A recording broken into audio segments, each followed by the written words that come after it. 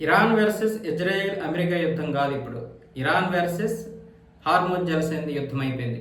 ఎందుకంటే Hormuz జలసంధిని close చేస్తాం, విడిపించమని Iran ఎలాగైనా సరే విడిపించాలి, మీరు ఓపెన్ చేయాలని అమెరికా చేసుకున్నటువంటి సవాళ్ళు ఏవైతే ఉన్నాయో వాటికి సమయం అయిపోయింది. పైగా ఇప్పుడు తీవ్రమైనటువంటి ఒత్తిడి ఉంది ఇప్పుడు అమెరికా మీద హార్మోజ్ జలసంధి విషయంలో.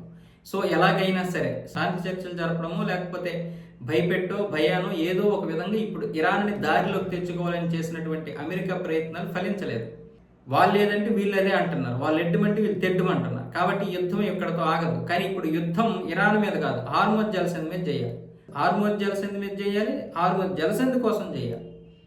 అక్కడ ఉన్నటువంటి కొన్ని వందల పడవలు బయటికి రాకపోతే అనేక దేశాలు తీవ్ర ఇబ్బందికి గురవుతాయి. ఇక మన దేశం గురించి చెప్పాల్సిన అవసరం లేదు. మనకి కూడా దగ్గర 22 నౌకలు ఉండిపోయాయి.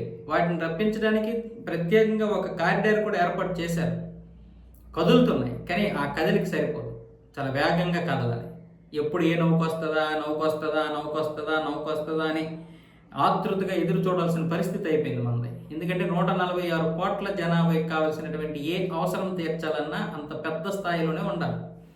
సో అలాంటి పరిస్థితుల్లో ఇప్పుడు హార్మోజ్ జలసంధి ఉంది. మిగతా దేశాలు కూడా చాలా ఇబ్బందికి గురవుతున్నాయి. ఇప్పుడు హార్మోజ్ జలసంధి కోసమే యుద్ధం చేయాల్సి వస్తుంది.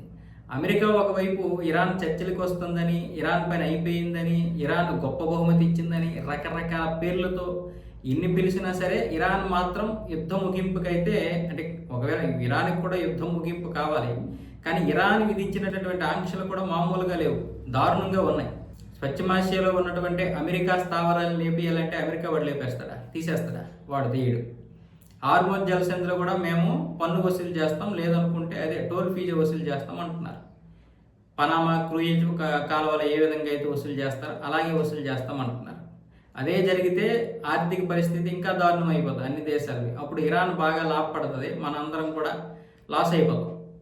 ఇలాంటి పరిస్థితుల్లో ఇప్పుడు ప్రపంచానికి కోపం వచ్చేటటువంటి పరిస్థితి ఉంది. కాబట్టి ఎలాగైనా సరే ఇప్పుడు హార్మోజ్ని ఫ్రీ చేయడానికి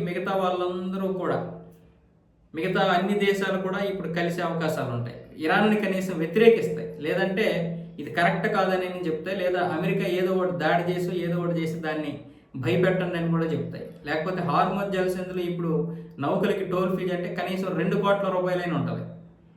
మినిమం $2 లక్షల కట్టాల్సి ఉంటుంది. దానివల్ల విపరీతమైన లాభం వస్తుంది ఇరాన్కి.